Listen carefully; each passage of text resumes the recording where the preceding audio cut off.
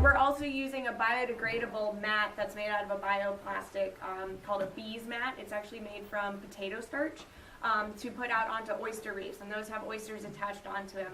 On average, a 16 by 16 mesh square can attract 96 baby oysters and recruit 96 baby oysters. So it's working really well, and we're able to do it all without plastic. Now, of course, we really need volunteers to help out with that. So there's a couple of different projects that we can work on. Every Tuesday, Thursday from 9 to noon, we're doing the cement workshop. So you would be mixing cement, measuring cement, mixing cement, coating the jute in the cement, forming these volcanoes, rinse, repeat for about 3 hours. The other ones are coming up in the spring, and those are the bees mat making workshops. So those are for my knitting club friends, I like to say. It's you sit under a pavilion, you have a hot drink with you, and you go ahead and you lace these oyster shells onto mats for 3 hours again. So we actually have 2 different projects that we're working on right now that need these materials. So we are in desperate need for volunteers, either in a large group where I promise you there is a job for everyone, no matter how long or short in the tooth you are, or if you just want to come out one at a time to one of our public events, we would love to have you. So I used to work at Marine Discovery Center. I used to run their oyster recycling program called Shuck and Share. I've recently taken a position with the IRL NEP, but I'll give you my card tonight and get you in touch with their new conservation science coordinator. So. Thank you. Yes. Is there any chance that, you know, the coffee bags that are made out of jute or hemp or whatever? The burlap? Is that an option? Because that would biodegrade. You know, it was an option, but what happened was it's such a tight weave that it creates more of a cast-like effect. And when the cement becomes too smooth, oysters can't attach onto it. So the nice thing about the jute fiber, it's like the big jute mat that you put out when you're gardening type thing. The nice thing about that wide weave is that it has a lot of nooks and crannies for oysters to attach onto. Well, that's what I meant. Can you put oysters in the bags and put them out there? You can, but they will biodegrade way too quickly. So we need something that's going to stay stabilized for 3 to 5 years. And anytime we've tried burlap, it degrades within the first 6 months, and then you just have oysters all over the shoreline. Man, we gotta wait that long for oysters again. That's a whole other thing.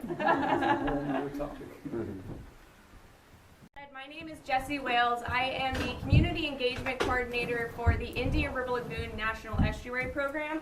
It's a new position that they just started, and I am going to be the representative for the lagoon in the northern region, which is Volusia and northern Brevard counties.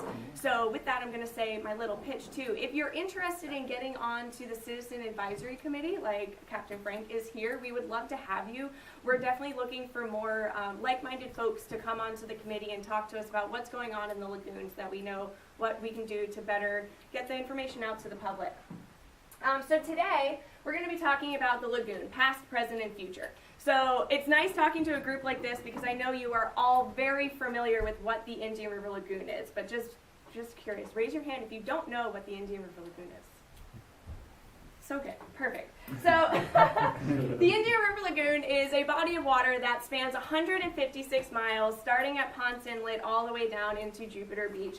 It was nominated as an estuary of national importance back in the early 90s, so there's currently 28 estuaries of national importance in the United States, which means we get a lot of funding from EPA to be able to do our restoration and science work, which is great. In the early 90s, we also started the Indian River Lagoon Council, which is a special district in Florida with representatives from all 5 counties that help to make, decisions that was it. about the lagoon. Let me, real quick, grab my presentation so I can stay on track. Sorry about that. That's okay, Greg, no worries. So the council is in place to help us make decisions about the lagoon. Now, sorry guys, give me 1 second.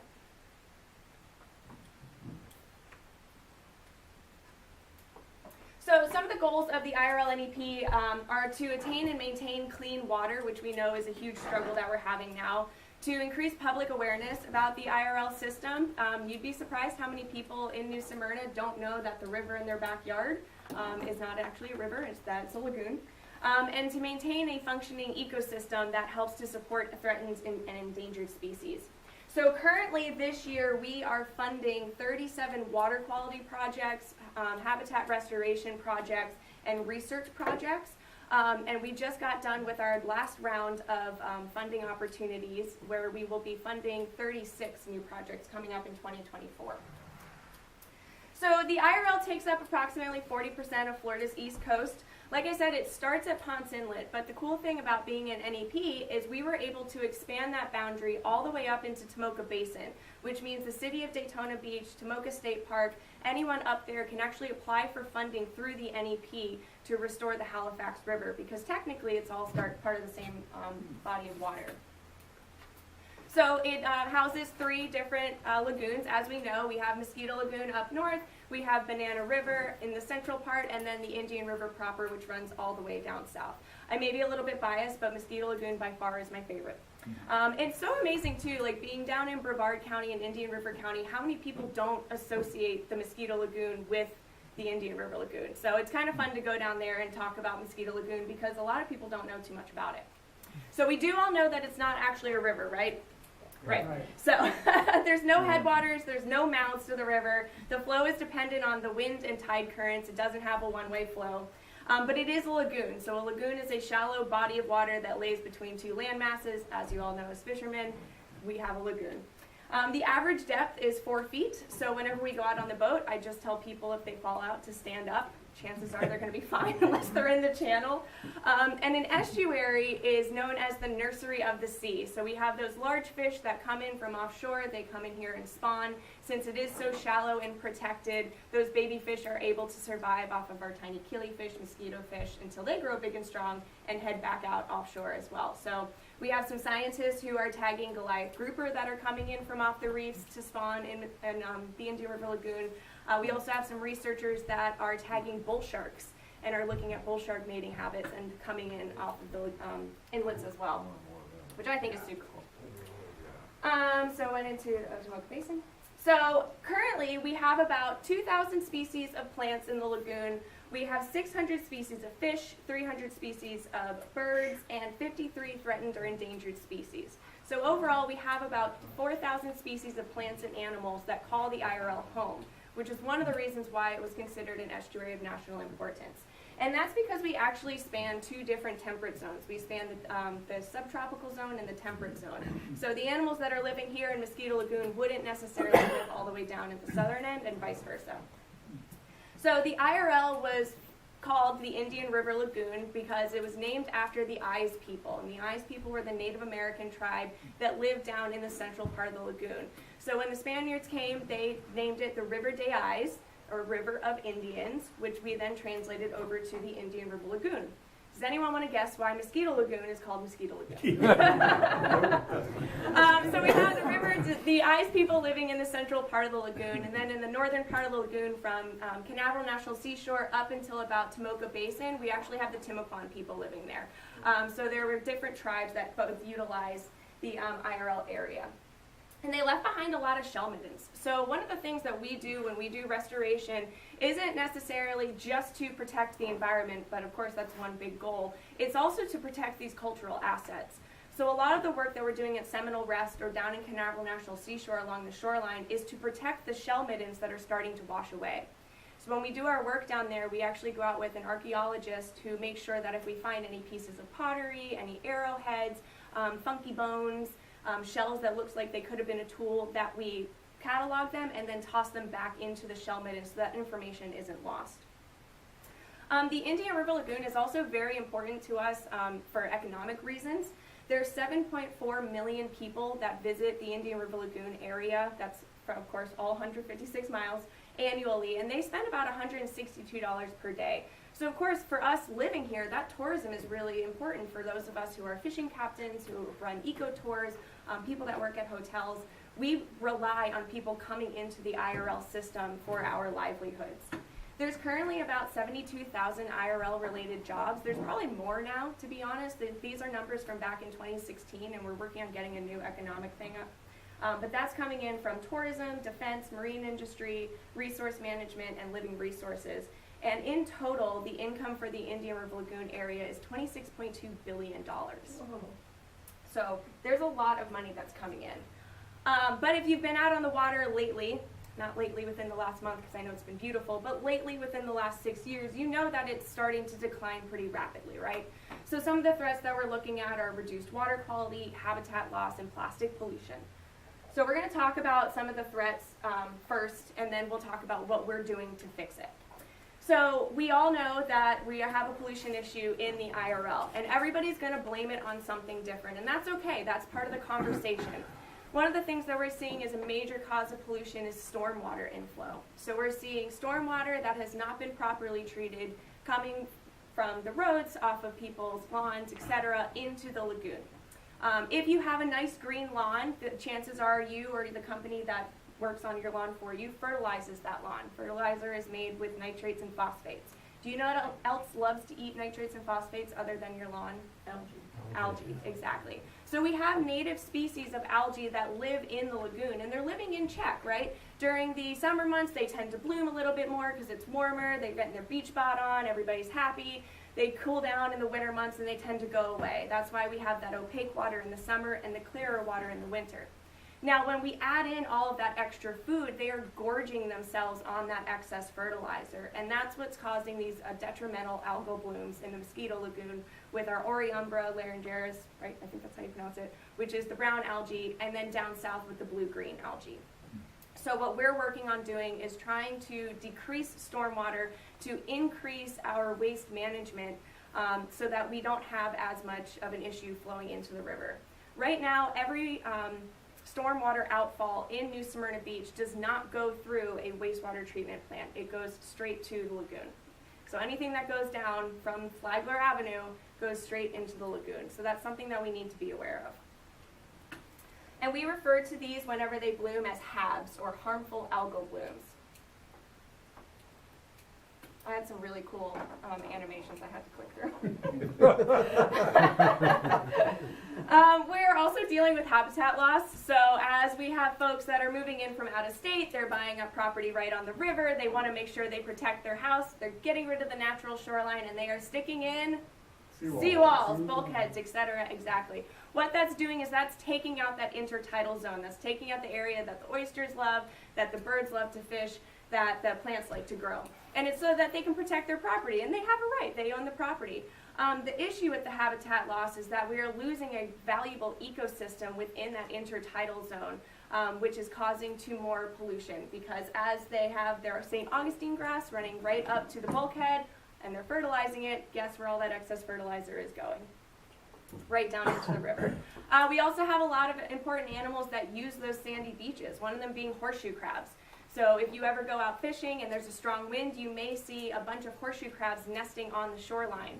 If we're getting rid of all of that habitat, then we're going to get rid of those nesting areas as well. And it's not just homeowners either. There is a bridge down in Brevard, and this was a couple of years ago, so I'm honestly not sure what they ended up doing with it, that had a sandy beach along it that people would come down, they would park their cars in the dirt parking lot type thing, and they would go fishing down there. And the city realized that this was a great area, it would be great for recreation, and they wanted to protect it. So what they did was they went in and they put in a bunch of boulders and completely took away that sandy beach and completely took away that important nesting habitat for horseshoe crabs.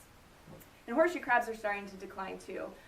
Their eggs are actually an important food source for red knots, which are a bird that likes to migrate, and they rely on those eggs with the fat and the protein to be able to make those long trips. And now they just took away one of those nesting beaches. So it's not just the private sector, it's also the public sector too that's working on habitat loss. And then lastly, plastic pollution. So we all know that microplastics are a problem. What we may not know is that the majority of the microplastics we're seeing in the water are from secondary microplastics. So what that means is that it's bigger pieces of plastics that have broken down over time into tiny, tiny pieces. We see fragments, films, and fibers most often. But do you guys want to guess what we see the most out of all? Fish line. All that's plastic. Fishing line? Fishing line. Fibers, yes. Fibers. We see fibers most of all. 86% of what we see are fibers. We don't know what they're from. Chances are they're from our shirts. Everybody has plastic in their shirts. Another idea is that we see them when you leave out your nylon boat ropes for too long in the sun and then you pick them up and you twist them, what happens? They fray, right? So we're seeing a lot of blue fibers. We actually did a study on this in the last couple of years because the majority of what we were seeing, the color was blue. So much so that we had to say, is it royal blue, navy blue, or light blue? There's one kind of pink, right? Everybody was like salmon and mauve. No, it's just pink. But we needed 3 different kinds of blues because that's how many we were seeing. So we speculate that it's probably from boat ropes, but we don't actually have any clue where they're coming from. We did a project out in Mosquito Lagoon, Indian River, and Banana River, where we collected oysters from different reefs and we collected water samples from the water column. On average, we saw 1.6 pieces of plastic per liter of water across the length of the lagoon, and we saw 2.3 pieces of plastic in each oyster we collected, with larger oysters having more than smaller ones. So they're accumulating that in their gut and they're not necessarily passing it if it's too large. So raise your hand if you like to eat oysters, because I know I do. Just recently. Right? So that's just something that we need to be aware of. I can go ahead and preach that we shouldn't use straws because of the sea turtles and we shouldn't use single-use water bottles, but I'm looking around the room and you guys already have that message. Everybody here has a reusable cup on them. So great job with that. So we know that we just need to reduce our dependency on plastic. I'm sure as fishermen you are very good about pulling your line in if you can, or if it gets stuck in a tree trying to go back and get it. So I'm not going to preach to the choir tonight. But I do want to say that every single piece of plastic that has ever been manufactured is still in existence today in some form or another. So that's just something to think about as we move forward. What do you know about the consequences of? So one of the things, so we came up with the One Lagoon wheel. This is the wheel of action, we like to call it. So one lagoon, one voice, one community. That is the new motto of the Indian River Lagoon National Estuary Program. I have stickers here for your car or your boat or your water bottle if you'd like to take them. And we like to say that every project equals progress. So we have really been working on seeing what are our priorities. So the priorities we're looking at right now are seagrasses, stormwater, wastewater, impaired waters, implementation, and harmful algal blooms. So we look to this wheel when we have funding available from the EPA. When we put that funding out to the public with a request for proposals, we say we're going to have a priority on these seagrass restoration projects. That way we can make sure that we're spending our money on what is really going to make a difference. But to be honest, all of these are priority. So in 2021, we funded 2 septic to sewer conversion projects, stormwater park improvements, biodegradable oyster and shoreline restoration projects, hey, that was mine, water quality improvements, clam bed restoration for water quality improvements, modification of mosquito impoundments, water quality monitoring, assessing toxins that are produced by algal blooms, and monitoring of harmful algal blooms. So in all, we spent $1.2 million worth of EPA funds on restoration, water quality improvements, and science and research so that we can learn more about the lagoon. And we're doing that again this year with these new projects too.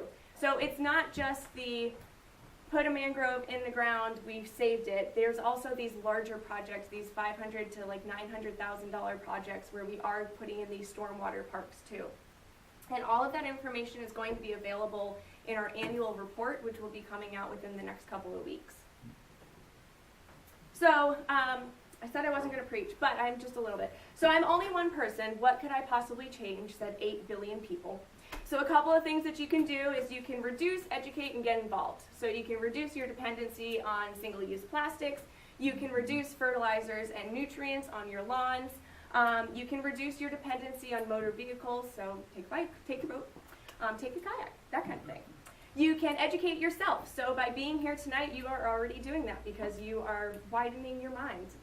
You can educate your friends and family. Next time you have lunch with someone, tell them something that you learned here tonight that you didn't know before.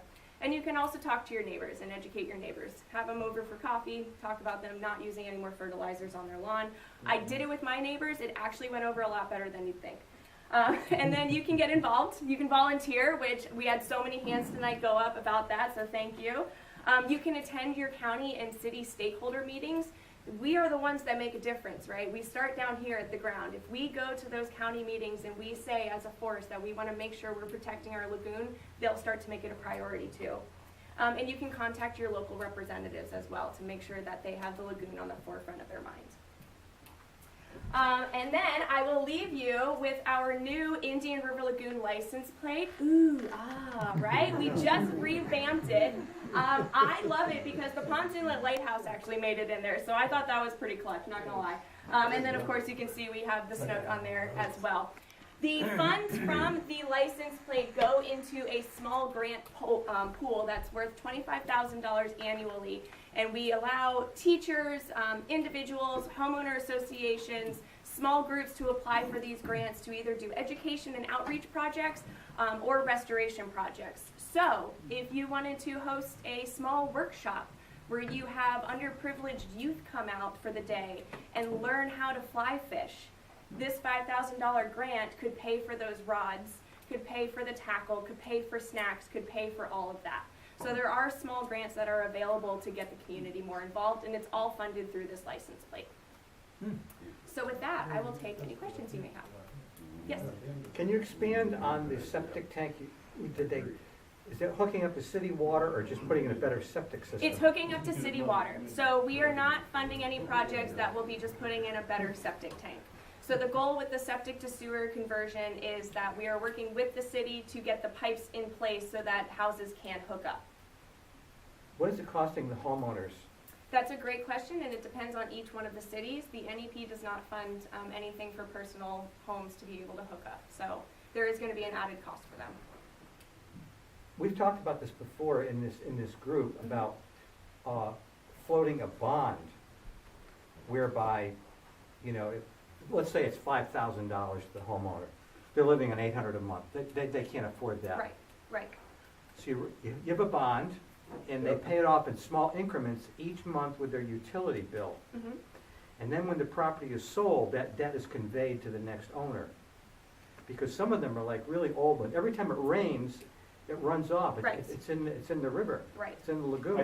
I believe at one point, 25 years ago, when they were talking about trying to manage the sewage that was around the Mosquito Lagoon, it was really when it started to die. It was kind of when Rockledge, or excuse me, when Vieira, I remember when Vieira went up, I remember thinking, this is the end of the lagoon, because they paved this huge part of the watershed, and just, you know, driving over and stuff.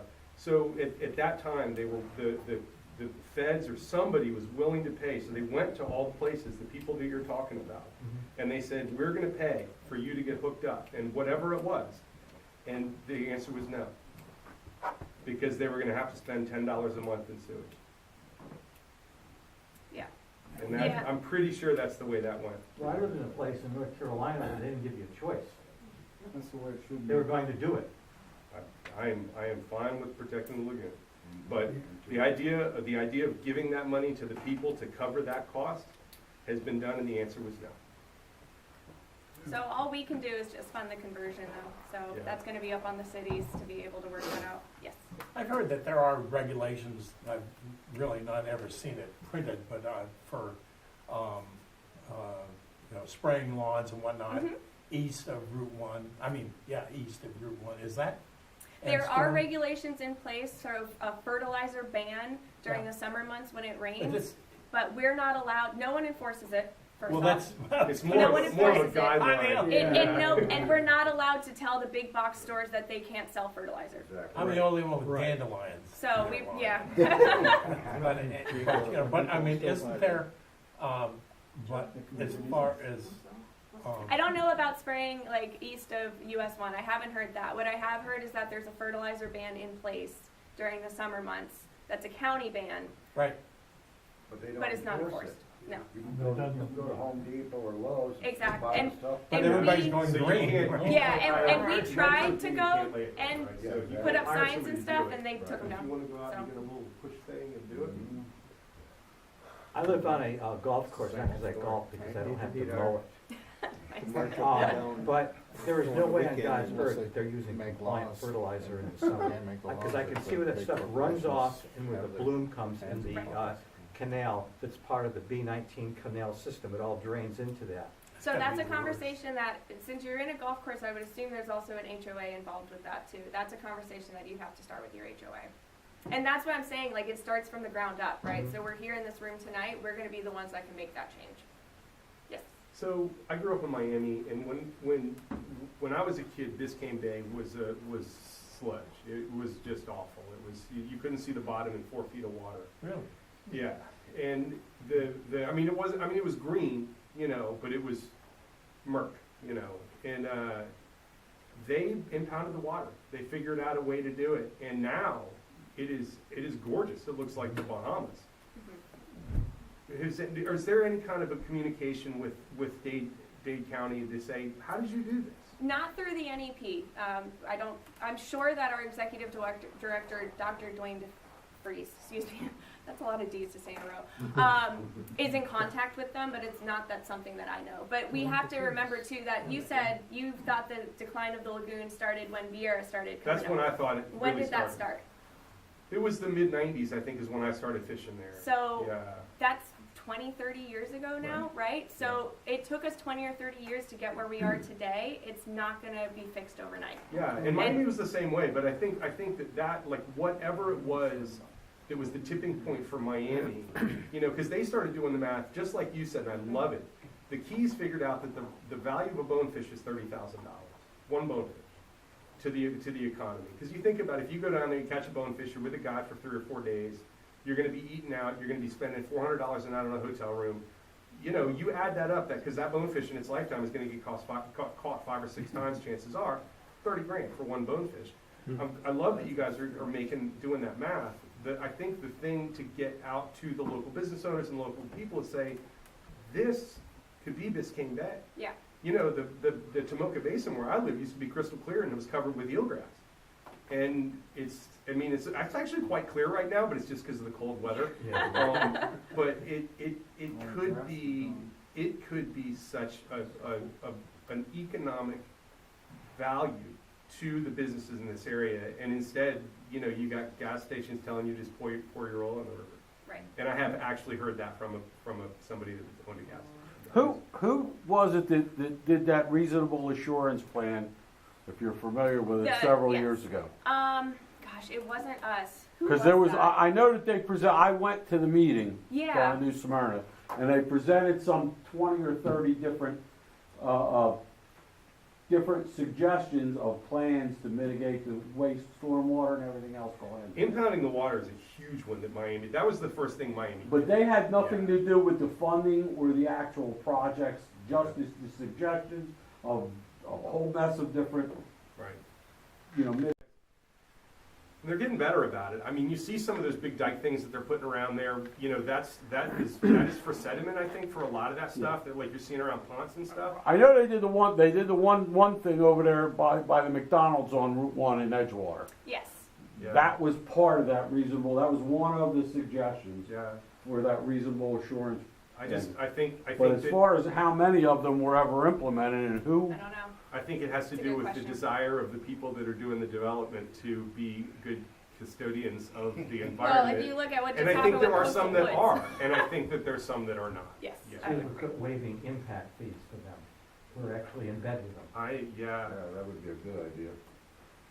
Yes. Yeah. Well, it would seem to me that the target impact, probably the quickest thing would be, these pest control companies have got to be the enemy. You'd you know? think, right? Now, they... We don't spray anything anywhere, never have. No, so And, yes and no. There are really great companies that do abide by everything. They do everything by the letter of the law. And then there are other companies that are literally pouring pesticides down the drain. So it really just depends on So who they you are go with bound by law. to use do Not the you right have, stuff. do you have any indication of who those pesticide companies? So one of the good ones I I just can tell remember you seeing is it on Next Door a Universal couple Pest years Control. ago. That guy is a very good friend of mine, and he is a huge, like he gets mad at me about fishing because of the fishing line. He is a major environmental guy, and they do everything that they can. They sweep all because they do some fertilizing, but they sweep it all in, and they only do it in the times of year when it's gonna. He actually doesn't agree with the time of year that we're doing it. He feels like it would be better if they could fertilize in the summertime because the rain pushes it right down into the soil sooner. Whereas the wintertime, it sits on the surface. For I a wouldn't lot disagree longer. with that, especially with him, because he's probably using the right amount of fertilizer. He He's is. not putting a giant Yeah. bag all over it because more fertilizer is going to make the grass grow faster. Yeah, Type thing. but his tagline, which I have a company that does digital advertising, and so I actually argued with him about this. It's destroying pests, not the planet. And the fact is, when you're thinking about pest control, you just think about killing roaches. You really don't care about the planet. And I'm like, this is maybe not a great message, because my wife heard it and she's like, well, are they gonna actually kill the roaches? Are they worried about saving the planet? Because I want the roaches dead, you know? And he stuck to his guns because it's that important to him. So I would definitely look up Universal Pest Control if you're trying to find somebody that's paying attention. I live over here on Page Avenue, and right, not too far from Turnbull Creek, which goes into Turnbull Bay and out the Three Bridges, right? Yep. And I never put a damn thing on my lawn. And it was just as nice as my neighbors. That's it. I know it. And I don't have to mow it as well, either. Exactly. Can't Actually, live without it. so my boyfriend and I are going to be on a TV show called Flip My Florida Yard. Flip My Florida Yard. Have you guys seen it? Yeah. It's on the Discover Florida show. So we're going to be on season 3. So you'll see my smiling face again.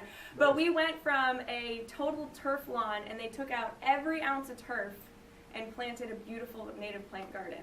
And it looks gorgeous. Really? So, and Well, the it was- maintenance on it is way lower. We fired our, not like fired, you know, we asked him kindly to quit. Our lawn guy, because we didn't need him anymore. We don't have a lawn.